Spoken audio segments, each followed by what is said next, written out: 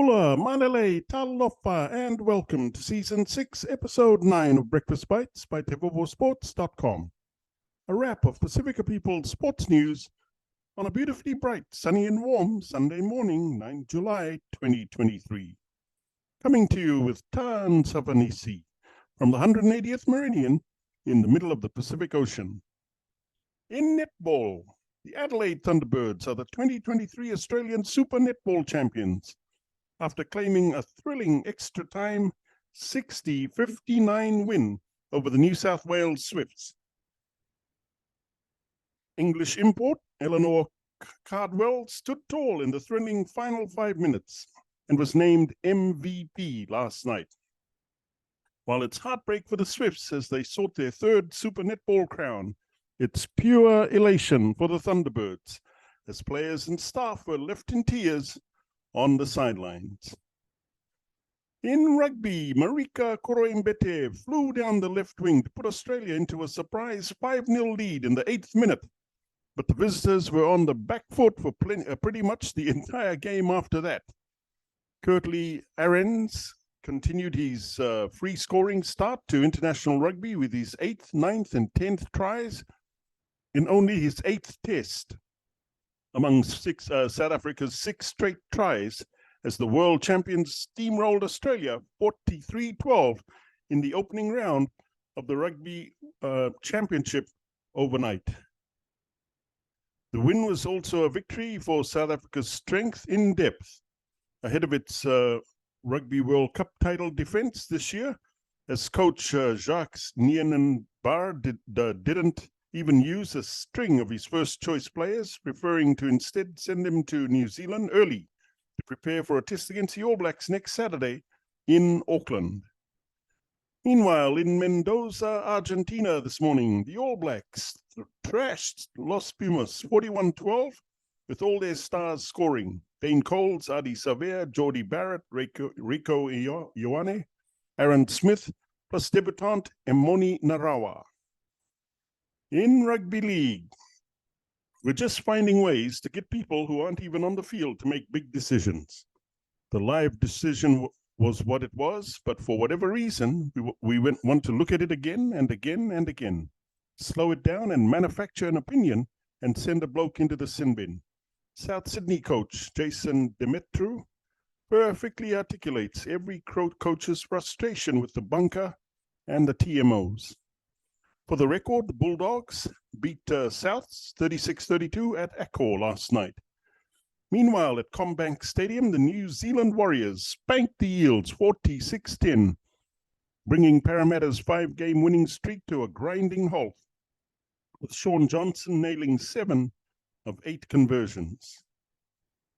In the NBA, Victor Wembanyama, the 7'4", number 1 draft pick in the NBA draft last month, was introduced to the sold-out crowd on Friday night, who gave him a standing ovation and gasped when he won the opening tip for the Spurs and touched the ball for the first time. Eventually, the buzz died down as reality hit. This is going to take time. Wemby, who has been hailed as the best prospect since LeBron James, struggled against strength and quickness. His shot wasn't falling. Wemby missed 7 of his first 8 attempts and even shot an air ball on a 3-pointer and seemed fatigued in the second half. Wemby finished with 9 points on 2 for 13 shooting, 8 rebounds and 5 blocks in 27 minutes for the Spurs' 76-68 win over the Hornets. In the Tour de France, race legend Mark Cavendish has crashed out of the Tour de France with a fractured collarbone, forcing him to abandon the race, and with it, his hopes of winning a record-breaking 35th stage. The British cyclist fell to the ground during a pile-up of the peloton around 60 kilometers from the end of the stage 8 between Le Bon and Limoges. Cavendish from the Isle of Man has been level with Belgian great Eddy Merckx on 34 victories and had been bidding to pull ahead in this last Tour de France. He came within a few meters of a historic victory in Bordeaux yesterday, but he was pipped at the finish line by Belgium's Jasper Philipsen, after suffering a mechanical problem with his gears.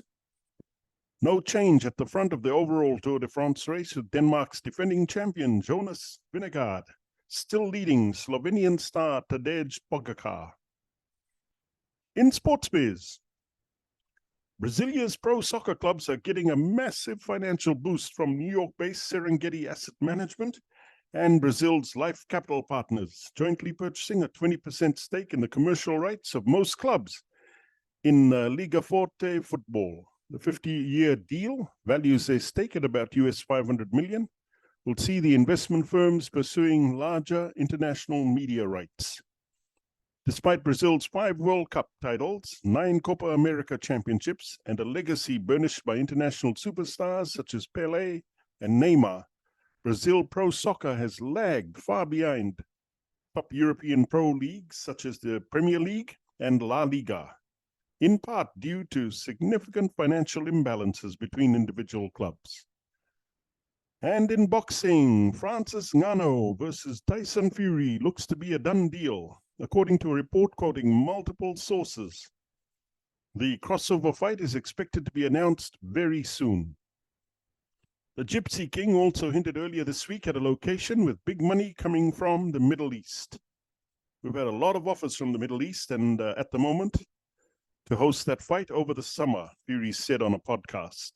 The purse is private information, but let's say it's 10, 20, 30, 50 times the amount UFC fighters make, he added, just to poke UFC president Dana White. And that's a wrap. For TEIVOVOsports.com, I'm Calvin Kamir. Please hit the like and subscribe buttons below if you want to receive more Pasifika sports highlights on Breakfast Bites. Mahalo, ka kite, and thank you all too much for all your love and support.